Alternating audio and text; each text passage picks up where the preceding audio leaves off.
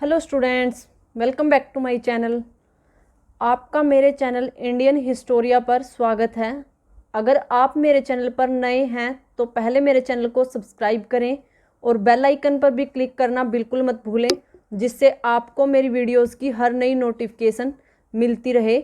तो चलिए आज हम नेक्स्ट जो हमारा क्या था, हमने क्या डिस्कस किया था लास्ट क्लास में। हमने डिस्कस किया था कि जो हमारा प्रागैतिहासिक काल है वो 3 पार्ट्स में डिवाइड है, पुरापाषाण काल, मध्यपाषाण काल और नवपाषाण काल।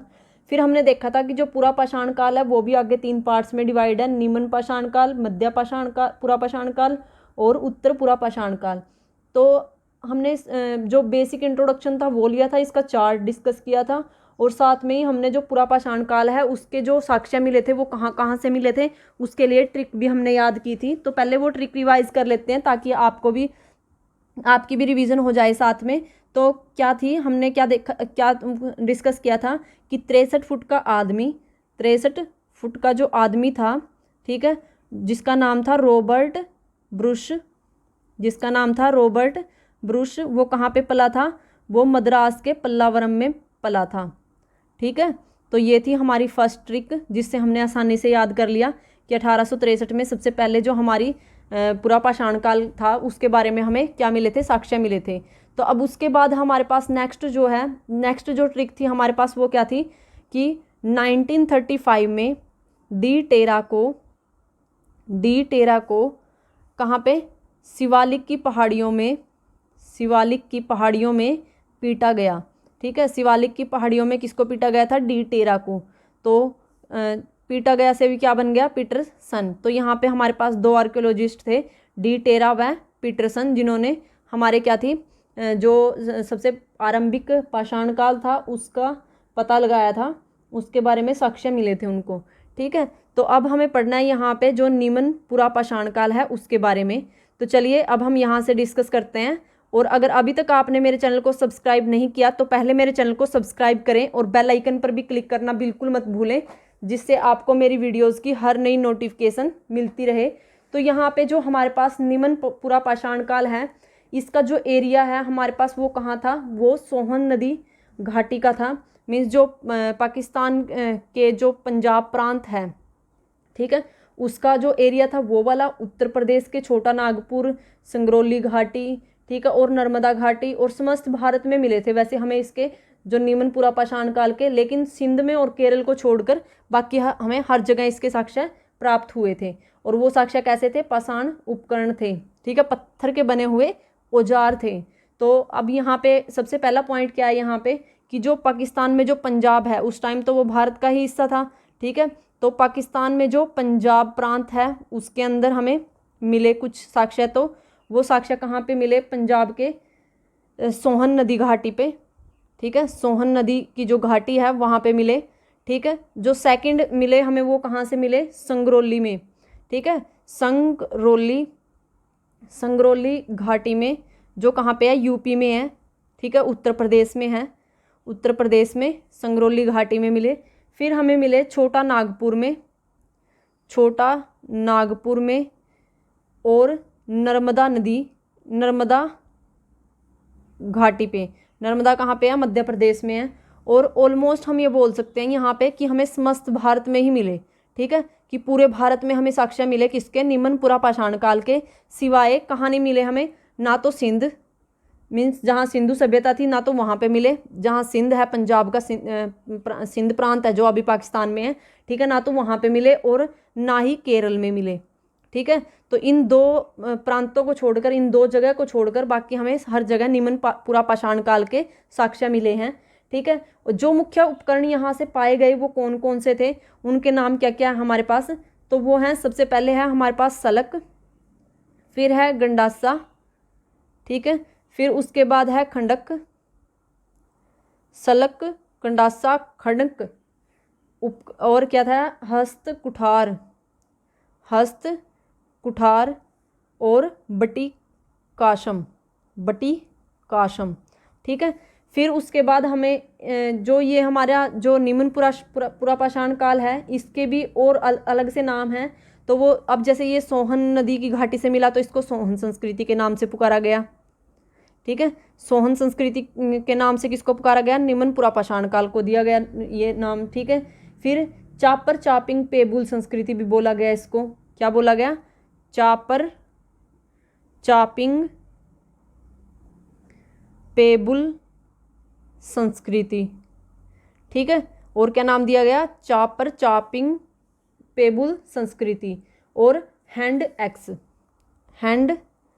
एक्स संस्कृति। क्यों बोला गया हैंड एक्स संस्कृति? क्योंकि यहाँ से हस्त कुठार मिले थे, कुछ ऐसे औजार जो पत्थर के बने हुए थे, जिनसे हम हाथ का काम कर सकते थे, जैसे कि जो कुम्हार रखते हैं ना, ठीक है, ऐसे कुछ औजार मिले थे हमें यहाँ से। तो इसलिए इस जो संस्कृति है इसको क्या नाम दिया गया? हैंड एक्स संस्कृति का नाम दिया गया, ठीक है। तो अगर पूछे कि निम्न पुरापाषाण काल, आपको क्वेश्चन कैसे आ सकता है? क्वेश्चन आ सकता है निम्न में से कौन सा निम्न पुरापाषाण काल का उपनाम नहीं है? तो उसमें सोहन संस्कृति आ जाएगा, चापर चापिंग पेबुल संस्कृति आ जाएगा, और हैंड एक्स आ जाएगा, और एक अलग से आ जाएगा। तो अगर आपने ये पढ़े होंगे तभी तो आप लगा सकते हो, ठीक है। तो यहाँ पे ये 3 तो हैं इसके नाम, लेकिन क्या नहीं है? जो 4th ऑप्शन होगा वो इसका नाम नहीं होगा। तो आप आराम से वहाँ पे टिक कर सकते हो, ठीक है। तो आगे चलिए, हम आगे बढ़ते हैं। अब जो सेकंड देखो, हमने क्या देखा कि ये एरिया कहाँ तक फैला हुआ था। फिर हमने देखा कि यहाँ पे उपकरण कौन कौन से मिले, जहाँ ये एरिया जो हमने डिसाइड किया तो वो किसी कुछ साक्ष्य मिले होंगे तभी डिसाइड किया होगा। तो इसलिए हमने इसके साक्ष्य देख लिया, हमें क्या क्या मिले वहाँ से। फिर उसके बाद हम इन साक्ष्यों के आधार पर हमने इसका उपनाम दे दिया, ठीक है। ये हमारा ए पार्ट था, ये हमारा बी पार्ट था, और ये हमारा सी पार्ट। फिर अब डी पार्ट में क्या होगा? अब जहाँ इंसान है वहाँ पे हमारे क्या होंगे? जानवर भी होंगे, तो जीव जंतु भी होंगे। तो जीव जंतुओं में हमें क्या क्या मिले वहाँ पे? जंगली भैंसा के साक्ष्य मिले, ठीक है। जंगली भैंसा था जो, उसके साक्ष्य मिले। जंगली बैल, ठीक है, जंगली बैल के साक्ष्य मिले। और दरियाई जो घोड़ा है उसके साक्ष्य मिले यहाँ से निम्न पाषाण काल से।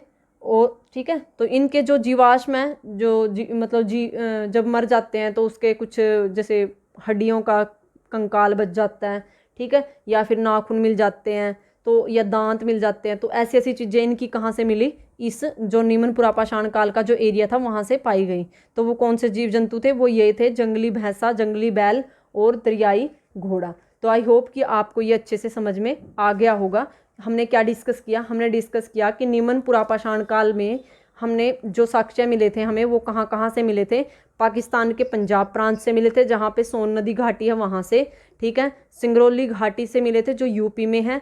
छोटा नागपुर से मिले थे। नर्मदा घाटी से मिले थे जो मध्य प्रदेश में है। और बाकी समस्त भारत से कहीं ना कहीं से हमें कुछ ना कुछ मिलता ही रहा, लेकिन हमें कहाँ से नहीं मिले? सिंध और केरल से नहीं मिले। और जो यहाँ पे जो उपकरण थे जिसके साक्ष्य हमें यहाँ पे मिले, वो थे शलक, गंडासा, खंडक, हस्त कुठार और बटी काशम, ठीक है। फिर इस जो संस्कृति है, इस संस्कृति का क्या क्या क्या नाम दिया गया? सोहन संस्कृति, चापर चापिंग पेबुल संस्कृति और हैंड एक्स संस्कृति, ठीक है। हैंड एक्स किसके नाम पे दिया गया? हस्त कुठार मिले। सोहन संस्कृति किसके नाम पे दिया? क्योंकि पंजाब प्रांत में जो सोहन नदी घाटी थी उसके नाम पे दिया गया, ठीक है। फिर यहाँ पे जो हमें जीव जंतु के साक्ष्य मिले, वो क्या मिले? जीवाश्म मिले। मीन्स इनके जो डेड बॉडी थे, डेड बॉडी के होने के बाद जो लास्ट में बच जाता है, जैसे कंकाल तंत्र हो गया इनका, हड्डियों का ढांचा, ठीक है, और जो दांत हो गए, नाखून हो गए, तो उनकी हेल्प से हमने क्या पता किया कि ये कौन से जानवरों के हैं, कि ये जंगली भैंसा के हैं, बैल के हैं और घोड़ा के हैं, ठीक है। इनके जीवाश्म मिले हमें वहाँ से। फिर उसके बाद हमारे पास है यहाँ पे आगे हमें और क्या मिला यहाँ पे? और हमें मिला इस काल का में जो मिले हमें यहाँ पे, जो इस काल में तो जो मानव था तो वो कैसे रहता था? आदि मानव था मीन्स, ठीक है। तो वो खुद भी क्या था? जंगलों में रहता था। जंगल को यहाँ पे कंदराव बोल सकते हैं, ठीक है। वो जंगलों में रहता था, कंदराव में रहता था, और जो जानवरों का ही शिकार करता था। वो खुद भी जानवरों की तरह रहता था और क्या था? जानवरों का ही शिकार करता था। तो वो कैसे रहता था? जानवरों की तरह रहता था, कि उसको पता ही नहीं था कि कपड़े वगैरह डालने होते हैं, ठीक है। जानवरों की तरह रहता था और जानवरों का शिकार करता था। तो अगर पूछा जाए कि आदि मानव हमें कहाँ पे मिले? निम्न पुरापाषाण काल में मिले, ठीक है। निम्न पुरापाषाण काल में हमें क्या मिला? हमें आदि मानव मिले।